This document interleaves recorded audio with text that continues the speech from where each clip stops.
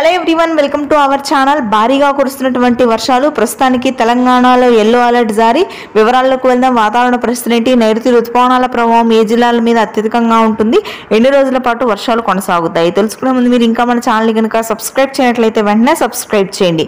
నైరుతి రుతుపవనాలతో పాటుగా బంగాళాఖాతంలో ఏర్పడినటువంటి ఉపరితల ఆవర్తన ద్రోణి అనేది క్రమక్రమంగా బలపడి తెలుగు రాష్ట్రాలకు విస్తరించింది.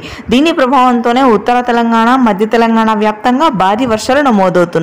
సముద్ర మట్టానికి 7.9 కిలోమీటర్ల లోతులో ఏర్పడినటువంటి ఉపరితల ఆవర్తన ద్రోణి ప్రభావంతో హైదరాబాద్ పరిసర ప్రాంతాలు, అదేవిధంగా వరంగల్, కరీంనగర్, ఆ తర్వాత మహబూబ్ నగర్, గద్వాల్, ఖమ్మం, జనగామ ప్రాంతాల్లో భారీ వర్షాలు నమోదవుతున్నాయని వాతావరణ కేంద్రం వెల్లడించింది. ఈ వర్షాలు 2-3 రోజుల పాటు కొనసాగనున్నాయి. ఇక రాయలసీమ వ్యాప్తంగా నైరుతి రుతుపవనాల ప్రభావంతో అత్యధికంగా ఇవాళ రేపు వర్షాలు నమోదు కానున్నాయి. ఇకపోతే మనకి మధ్యాంధ్ర, గుంటూరు, కృష్ణా ప్రాంతాల్లో పొడి వాతావరణం ఉండగా విశాఖ, విజయనగరం ప్రాంతాల్లో మోస్తరు వర్షాలు, నెల్లూరు, అదేవిధంగా ప్రకాశం జిల్లాల్లో భారీ వర్షాలు కురవనున్నాయి. అనంతపురం, పుట్టపర్తి, చిత్తూరు ప్రాంతాల్లో అత్యధికంగా 3 రోజుల పాటు భారీ వర్షాలు కొనసాగుతాయి. ఇది ప్రస్తుతానికి latest weather update. Thanks for watching this video.